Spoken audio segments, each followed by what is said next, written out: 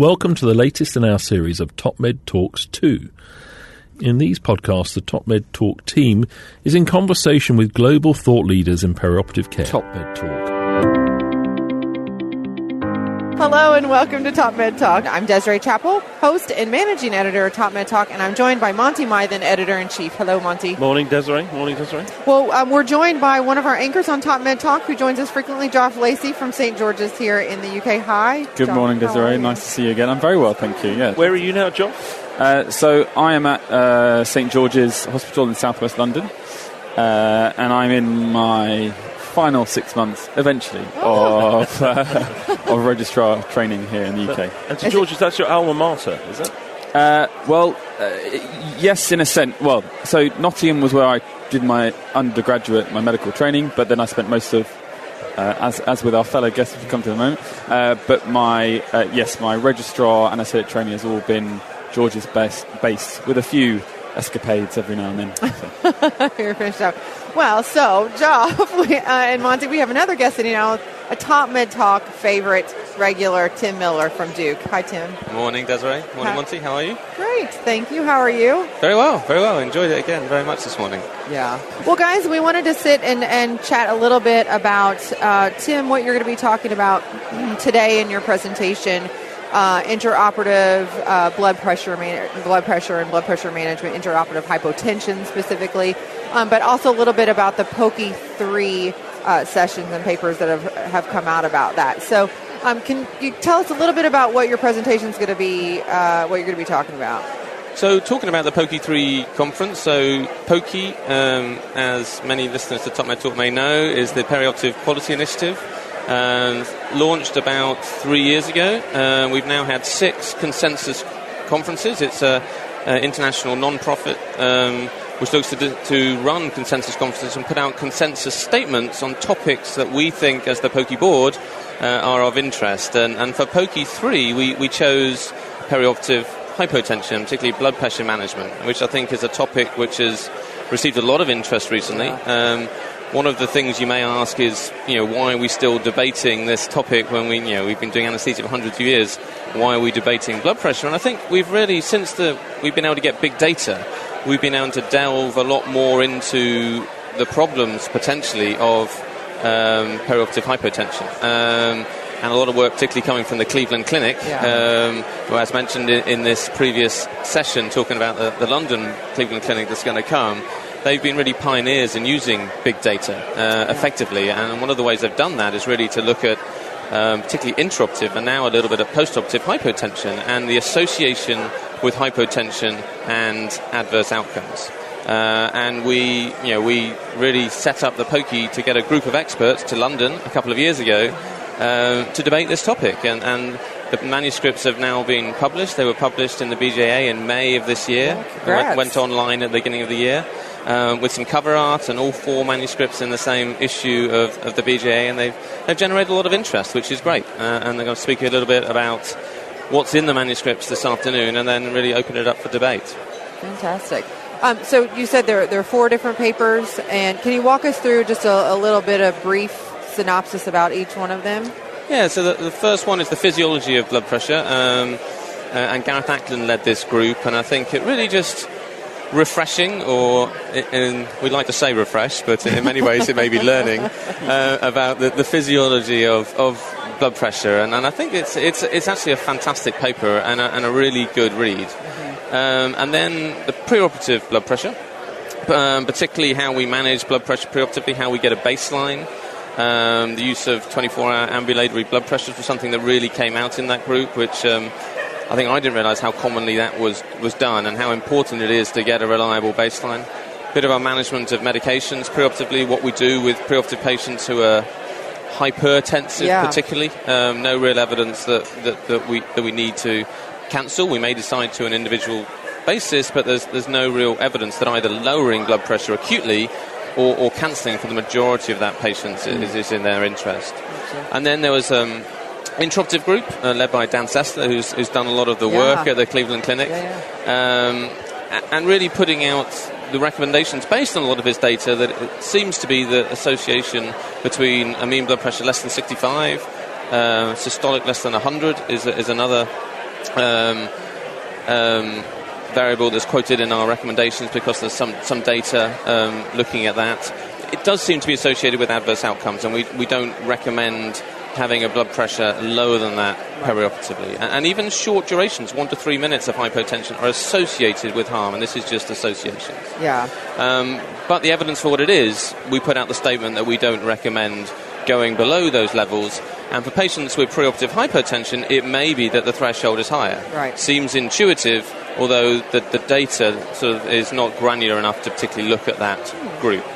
And then post-operatively, Matt McAvoy led the post-operative group, perhaps the hardest group to leave. It's undoubtedly, we all know blood pressure, hypotension, post-operatively is common. And so Dan Sesser's now got some work showing how common that is.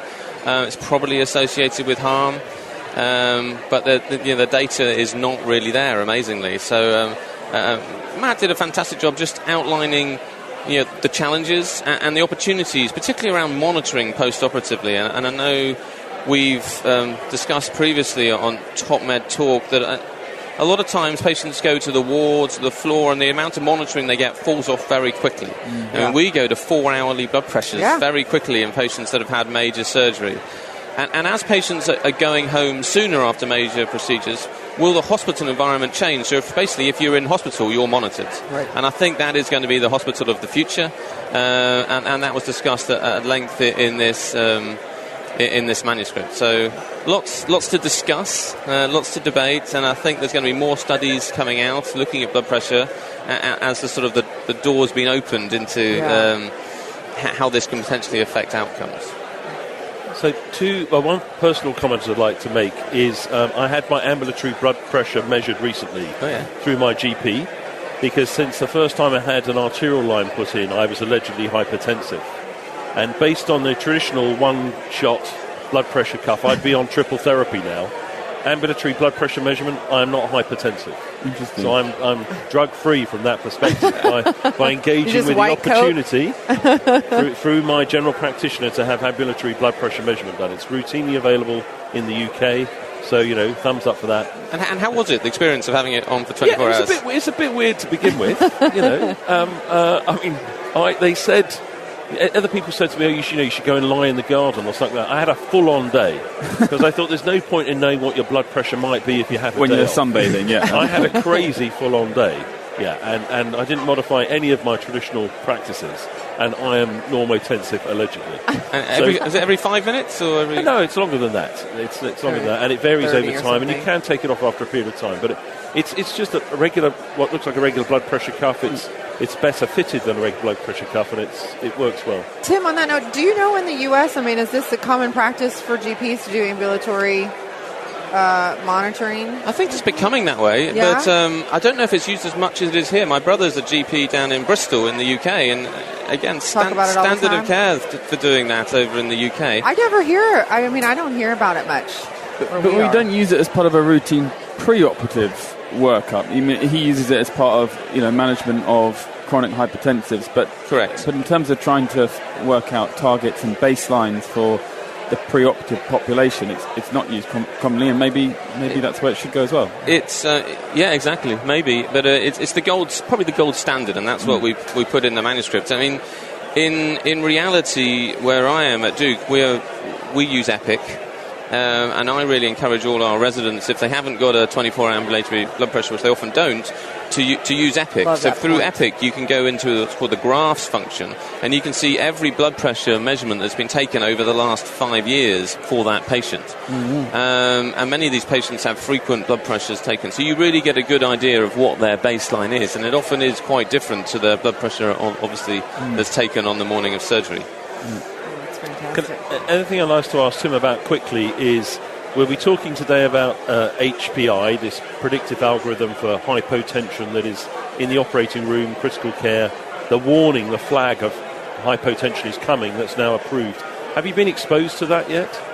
I haven't used it, but I've heard about it, I've looked at it, I've seen it used in models, but I haven't actually used it on a patient myself. And we will talk about that a lot, particularly in the lunchtime session today. But you were the PI for a recent study, I think we're allowed to say this, of so-called AFM. What's AFM? We won't give any results or anything, but what's AFM? AFM is using basically artificial intelligence to try and help assisted fluid management, basically to try and sort of having a help with your decision making, to basically give you information to try and help when you should give fluids based on stroke volume variation. So it's not a closed loop, it's a semi-closed loop sort of decision-making tool that can help practitioners decide when to give fluids. Is that in a preemptive, as in trying to, is that predicting that the patient is going to need it or saying they need it now, out of interest? It gives you, basically, the machine will tell you when it suggests that you could give fluids, and it's up to the practitioner to decide whether they're going to give fluids or not. And the study was looking at whether, using this technology, we were more successful at giving fluids at the right time. Because if you know from the Optimise study, which is the largest study so far of goal-directed therapy, only 30% of fluid challenges were actually successful, i.e. they raised stroke volume more than 10%. Using sort of machine learning, decision support, can we make that more effective, was the idea behind the study. Yeah. All right, well, I hear the bells starting to ring, and Monty and I are actually on stage again. We've got to get mic'd up. So we got to get mic'd up and get out of here. So thank you so much, Tim and Joff. Thank you. TopMed Talk. Nick Majerison here. Thanks for listening to TopMed Talk. Now, before we let you go, it's important that we remind you to subscribe to TopMed Talk. That way you'll never, ever miss another episode. Also, if we could encourage you to join us on social media, Twitter, Facebook, LinkedIn, YouTube, pretty much every single social media platform, we're there. Join us. And finally, check out TopMedTalk.com. If you go to our website, you can subscribe to email updates. That way we can always tell you where we're going to be, what we're going to be doing, and how you can join us. TopMedTalk.com, and click on the section marked email updates. Finally, TopMed Talk is proud to act as the broadcasting arm of EBPOM, Evidence-Based Perioperative Medicine. We'd love you to find out more about them as well. ebpom.org is their website. That's ebpom.org. And if you go to ebpom.org/meetings, you can find out about some of the wonderful meetings that we attend and cover across the year here on TopMed Talk. That's ebpom.org/meetings.